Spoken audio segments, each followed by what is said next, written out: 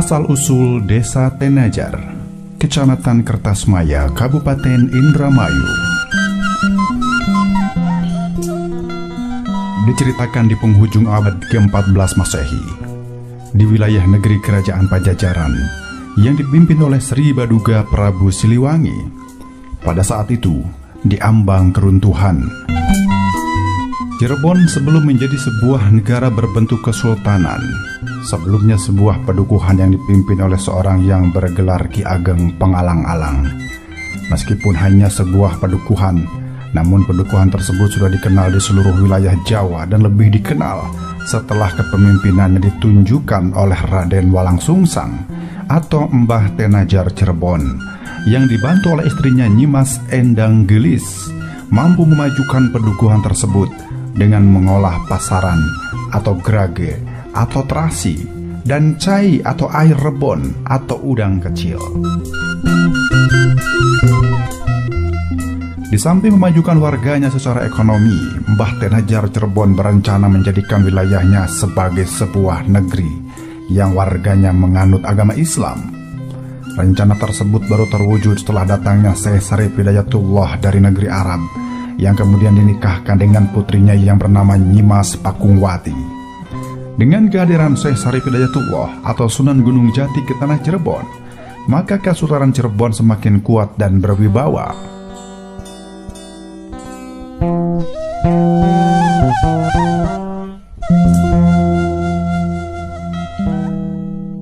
Setelah sebuah pedukuhan yang dipimpin oleh Mbah Tenajar Cirebon menjadi Kesultanan Cirebon, tatanan kepemerintahan negeri tersebut berjalan baik dan semakin disegani di seluruh tanah Jawa.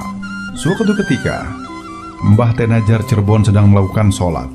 Tiba-tiba terdengar bisikan bahwa di pantai utara akan dijadikan pedukuhan oleh seseorang, dan orang tersebut bukan penganut agama Islam. Oleh karena itu, Mbah Tenajar Cirebon langsung memanggil Nyimas Gandasari, Nyimas Medangsari, dan Raden Kangkajuwata untuk mencari di mana dan siapa orang tersebut. Setelah mendapat perintah ketiga, langsung berangkat dari Gunung Sumbing, hutan di penghulu Sungai Citarum, hutan di penghulu Sungai Ciponegoro, dan terakhir hutan di penghulu Sungai Cimanuk. Dalam perjalanannya, setiap beristirahat, Nyimas Medangsari selalu melakukan tapa brata untuk mencari petunjuk. Kali ini Nyimas Medangsari bertapa di sebuah hutan dan duduk di sebuah batu sebagai tempat duduknya atau jengkok. Ketika Nyimas Medangsari sedang bertapa, tiba-tiba berkelebat dalam pikirannya seorang keliwat-keliwat dan menghilang ke arah utara. Karena hal tersebut, Nyimas Medangsari, Nyimas Gandasari, dan Raden Kangkajuwata mengikuti kelebatan tersebut. Kemudian, selama 3 hari mengikuti kelebatan tersebut, tiba-tiba di hulu Sungai Cimanuk terdengar suara umpatan seseorang bahwa bagi siapa yang mampu membantunya membabat hutan ini akan dijadikan panut atau akan tunduk kepadanya. Karena umpatan itu kemudian, atas perintah Sunan Gunung Jati, Nyimas Medangsari dianggap sebagai Dewi Larawana dan Nyimas Gandasari sebagai Nyi Endang Dharma kemudian muncul menemui seseorang tersebut yang ternyata adalah Raden Wiralodra, putra Tumenggung Singalodra dari negeri Bagelen, yang sedang membabat hutan, tapi pepohonannya selalu tumbuh kembali setiap ditebang. Kemudian Nyimas Medangsari menyapa dan berkata bahwa jika ingin bisa membabat hutan ini, gunakanlah 2 kalimat syahadat. Mendengar ucapan Nyimas Medangsari tersebut, Raden Wiralodra marah sehingga terjadilah perkelahian. Diceritakan kurang lebih 4 atau 5 hari perkelahian tersebut. Kemudian Raden Wiralodra kalah, kemudian tunduk dan mau mengucapkan 2 kalimat syahadat. Setelah itu, Raden Wiralodra langsung melanjutkan membabat, dan sekali babat, sekali tendang, sekali injak, langsung roboh pepohonan tersebut rata dengan tanah. Kemudian, jadilah pedukuhan yang sekarang menjadi Indramayu. Setelah Nyimas Medangsari, Nyimas Gandasari dan Raden Kangkajawata selesai melaksanakan tugas menundukkan Raden Wiralodra, kemudian ketiganya kembali ke Keraton Cirebon menghadap ke Sunan Gunung Jati dan Mbah Tenajar Cirebon untuk melaporkan.